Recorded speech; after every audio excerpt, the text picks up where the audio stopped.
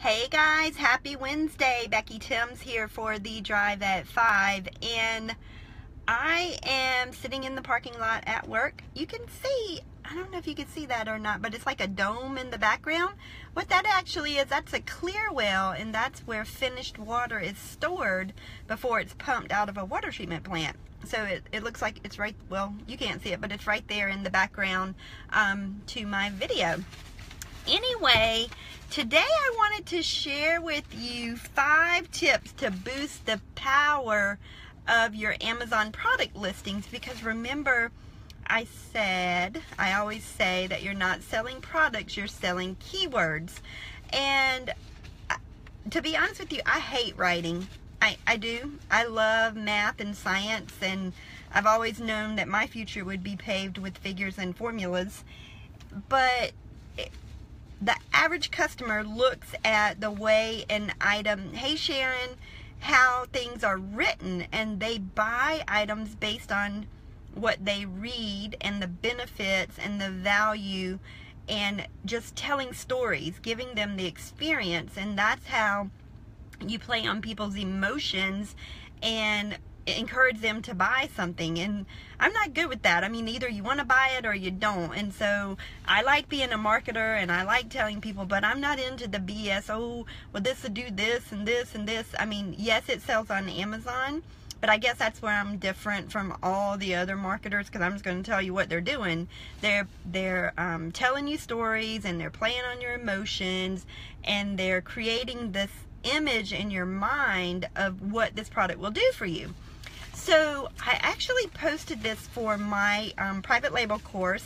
So there's a lot more than 5, but I'm just going to share 5 with you today. And if you want the rest of them, you'll have to join my private label course to get them, because they're pretty powerful.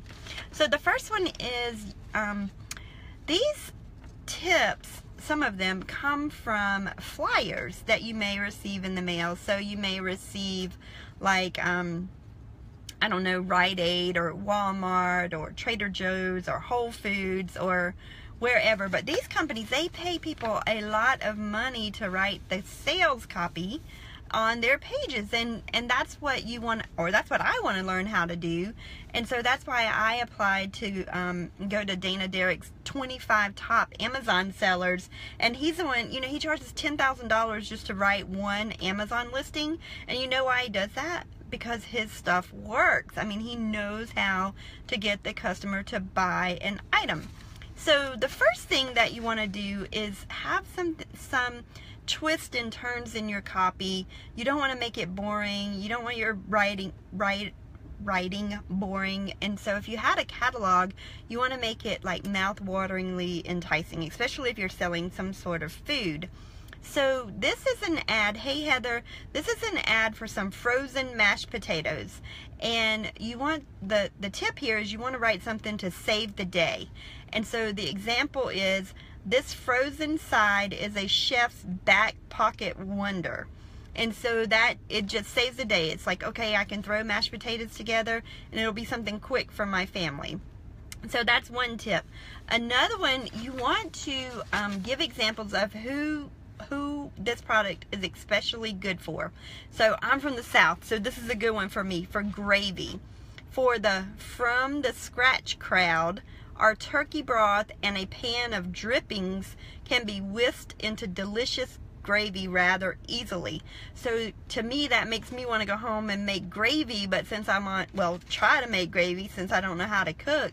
But since I'm trying to lose weight, I'm not going to make gravy. But I know it takes flour and fat and hot water. That's like the one thing I did learn how to cook from my mom.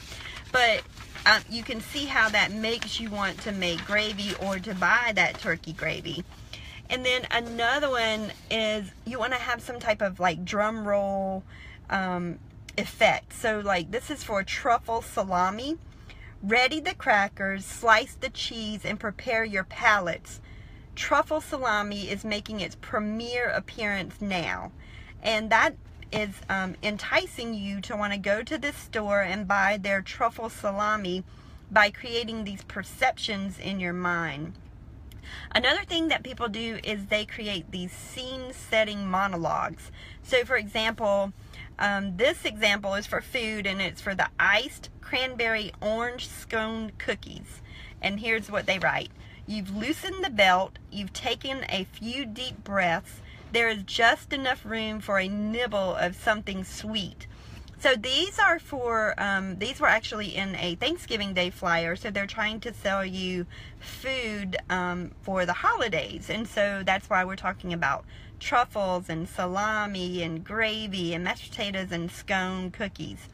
So here's another one, and this one's really good around the seasons like the Christmas and Thanksgiving, but you want to take into effect the psychology of the season. And so this sentence is for gingerbread pancake mix, and it says, hustle and bustle can be stressful. Ginger, according to many, is calming, relaxing, and rejuvenating. So when the hurry up has you feeling down, and then you can complete the sentence with, you know, your gingerbread pancake mix. Hey Khalid, thanks for joining the drive at 5. And so these are just some of the tips. You definitely want to let your creativity go. You want to write descriptions that amuse people, that absorbs the reader paragraph after paragraph. You want to keep them coming back for more and more and more. And something that's very interesting. I mean, people want to be entertained when they're purchasing something. So that's the way that you sell products. So I'm not here to entertain you or feed you a bunch of fluff. I'm just saying, hey, if you want to learn how to private label products, you can definitely learn in privatelabelcourse.com. And even today, you know, if you can scroll down my Facebook wall, one of my clients actually sent me a message, and she said because of the course, she actually had the courage to stop and ask a manufacturer about some private label products, and she's going to be able to private label her own products in Canada. Khalid said slow down. Khalid, I talk fast, so I will try and slow down for you. But my Canadian and that's a very good feedback, Khalid, because a lot of people that follow me aren't only in the United States. So not only do I speak English, I speak Southern, and so it's hard for people with different